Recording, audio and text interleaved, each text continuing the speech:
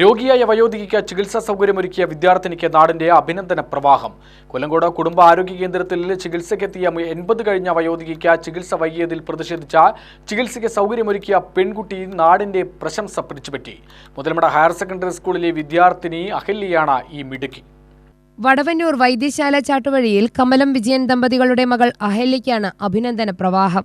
അപകടത്തിൽ പരിക്കേറ്റ് അമ്മ കമലവുമായി ആശുപത്രിയിലെത്തിയ അഹല്യ ഡോക്ടറെ കാണാൻ കാത്തിരിക്കുമ്പോഴാണ് തന്റെ ഊഴവും കാത്ത് ക്ഷീണിതയായ കൊല്ലങ്കോട് സ്വദേശി വയോധികയെ കാണുന്നത്.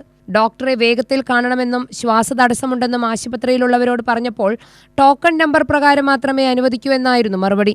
ഇത് ശ്രദ്ധയിൽപ്പെട്ട അഹല്യ ആശുപത്രി അധികൃതരുമായി തർക്കിച്ച് ബഹളം വെച്ചതോടെ വയോധികയെ കടത്തിവിടാൻ അധികൃതർ തയ്യാറായി. തനിച്ചു വന്ന വയോധികയെ നടക്കുവാൻ സഹായിച്ച് ഡോക്ടറെ കാണിച്ച് ഡോക്ടറോടും അഹല്യ വയോധികയ്ക്ക് ചികിത്സ വൈകിയത് പറഞ്ഞു. ശേഷം പുറത്തുനിന്നുള്ള മരുന്ന് സ്വന്തം ചെലവിൽ വാങ്ങി നൽകി. ഓട്ടോ പിടിച്ച് വയോധികയുടെ വീട്ടിലെത്തിച്ച ശേഷമാണ് സ്വന്തം അമ്മയുടെ ചികിത്സ നടത്തിയത്. വടവന്നൂർ സെന്ററിലാണ് യോഗം നടന്നത്. Parents coordination forum president C Arumukhan ഉദ്ഘാടനം ചെയ്തു. ജോയിന്റ് സെക്രട്ടറി കുമരേഷ് വടവന്നൂർ അധ്യക്ഷത വഹിച്ചു. പി ബാലചന്ദ്രമേനോൻ സ്മാരക foundation secretary Ramesh, ambulance driver Praseetha Radhakrishnan, U Bindu, K U Laila Maimoon, A Sadiq, Baby, A Kaja Hussain, Ahalya എന്നിവർ സംസാരിച്ചു. സ്റ്റുഡൻസ് പോലീസ് കേഡറ്റായിരുന്നപ്പോൾ പാവങ്ങളെ സഹായിക്കണമെന്നും രോഗികൾക്ക് കൂട്ടാകണമെന്നും അനീതിക്കെതിരെ ശബ്ദിക്കണമെന്നും അധ്യാപകർ നൽകിയ ആത്മവിശ്വാസമാണ് രോഗിയായ അമ്മൂമ്മയ്ക്കായി ശബ്ദിക്കാൻ പ്രേരിപ്പിച്ചതെന്ന് അഹല്യ പറഞ്ഞു.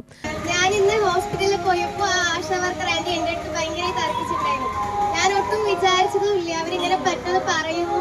ആ അമ്മയ്ക്ക് അത്രയും വയ്യായിരുന്നു, ആരും പറയാനില്ല. കുറേ ആങ്കിൾമാരുണ്ടായിരുന്നിട്ടും അവർ എന്നെയാണ് ചൂടാവണേ. നീ എന്തിനാ പറയണേ, നീ ഒരു പെൺകുട്ടിയല്ലേ, മിണ്ടാതിരിക്കും, നീ ഒന്നും പറയണ്ട. എന്നിട്ട് അവർ ഭയങ്കര ചൂടാവുമായിരുന്നു. അപ്പൊ ഞാൻ പറഞ്ഞു, നമ്മൾ നാളെ വയസ്സാകും, അപ്പൊ നമ്മൾക്കും വേണ്ടേ ആരെങ്കിലൊക്കെ നിൽക്കാൻ. അപ്പോ ഒന്നാമത് ഇപ്പൊ ഈ ജനറേഷൻ പറയുമ്പോൾ ആരെയും ഹെൽപ്പ് ചെയ്യാത്ത ഒരു ജനറേഷനാണ്. പിന്നെ ഞാൻ SPC കഴിഞ്ഞതാണ്. അപ്പോൾ എനിക്ക് കുറേ ക്ലാസ്സസ് കിട്ടി. നമ്മൾ ഒരാളെ കാണുമ്പോൾ നമ്മളും മനുഷ്യരല്ലേ, അല്ലാണ്ട് മൃഗങ്ങളല്ലല്ലോ. മനുഷ്യരായി പെരുമാറാനല്ലേ നമ്മൾ പഠിക്കേണ്ടത്.